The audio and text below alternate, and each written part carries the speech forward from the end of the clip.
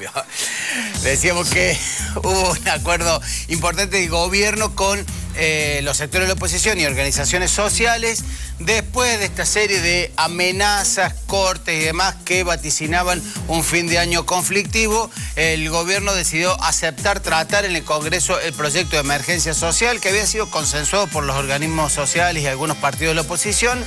Le sacó algunas cuestiones al proyecto. Van a quedar afuera esta cuestión de crear por ley 1 millón de puestos de trabajo, con la lógica de que los puestos de trabajo se van a crear el día que se comience a dinamizar la economía, si es que se logra dinamizar y volver el crecimiento económico. Pero más allá de eso, el tema más importante es que hay un aumento muy significativo, 30.000 millones de pesos, en todo lo que tiene que ver con programas sociales. La Argentina Trabaja y una serie de programas sociales. La mayoría de estos programas sociales están destinados al Gran Buenos Aires. Muchos de ellos son manejados por las organizaciones. Ha tenido mucho que ver la ministra Carolina Stanley en la negociación que ha tenido con organizaciones que formaban parte, muchas de ellas del kirchnerismo, algunas no, pero la mayoría formaba parte del kirchnerismo, y han encontrado en Stanley una interlocutora.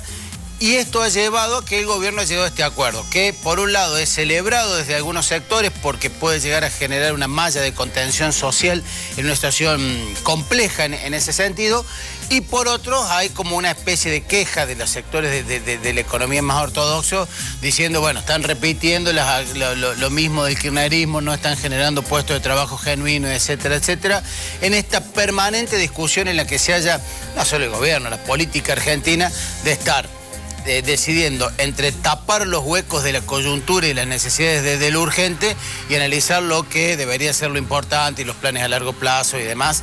Es una cuestión de que la forma en que estamos atrapados por el cortoplacismo nos está condicionando todo el debate político, pero, insisto, no es de Macri, sino que viene desde mucho tiempo atrás. El otro tema que también importante de ayer es que hubo un acuerdo con la CGT y los empresarios para evitar despidos hasta marzo. Son una serie de medidas con el cual el gobierno intenta cerrar con cierta tranquilidad el año.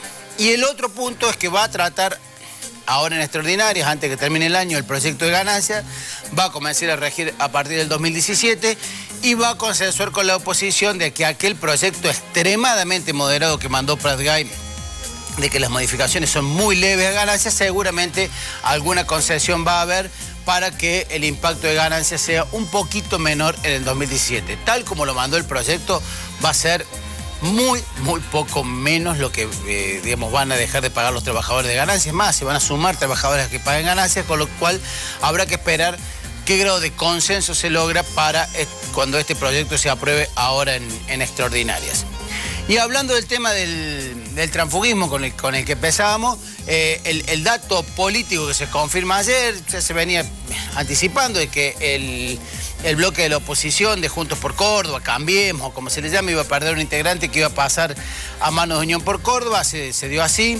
Alejandro Oviedo, una legisladora de Río Cuarto de hiper bajísimo perfil, se pasó al peronismo, y la verdad que ahí hay dos cuestiones importantes para analizar. La primera es de quién son las bancas, del partido, del legislador, de la gente y demás. Pero el segundo es el mandato. O sea, a la gente que votó a esa persona, la votó para que ejerciera oposición al gobierno de Schiaretti. En realidad la votó para que acompañara la lista de Juntos por Córdoba, que no ganó. Al no ganar, debería ser oposición. Pasa a ser oficialismo. O sea, ahí se está violentando el mandato de la gente. Está bien que vos me puedes decir, sí, también lo del Ejecutivo lo violentan cuando prometen una cosa y no lo hacen. Se violenta el mandato de la gente, primer punto. Y el segundo punto, que distorsiona justamente esa voluntad popular, porque los cordobeses eligieron 36 legisladores oficialistas. Ya van 38, se pasó Bisani del kirchnerismo al peronismo cordobés. Ya hay dos peronistas como Vedano y Salvi que también están camino a eso. Me parece que ese tema del transfugismo, inclusive que cada vez con una transacción política más barata, más barata en todo sentido, más berreta, digamos, deteriora las instituciones, deteriora mucho la credibilidad de la gente en la política. ¿Sabes qué? Yo puedo llegar a entender, Roberto, que un legislador oficialista, cuando su gobierno empieza a gobernar y gobierna para otro lado del que dijo, puede decir, no, che, esto no me representa, no es lo que votó la gente, yo no voy a seguir. Lo que hicieron Chacho Álvarez y los 8 cuando rompieron con el menemismo. Y ha habido otros casos. Ahora, al revés es inadmisible, porque además genera la sospecha que vos te vas por algo, por alguna razón extrapolítica. Sí. Porque te compraron con alguna cosa.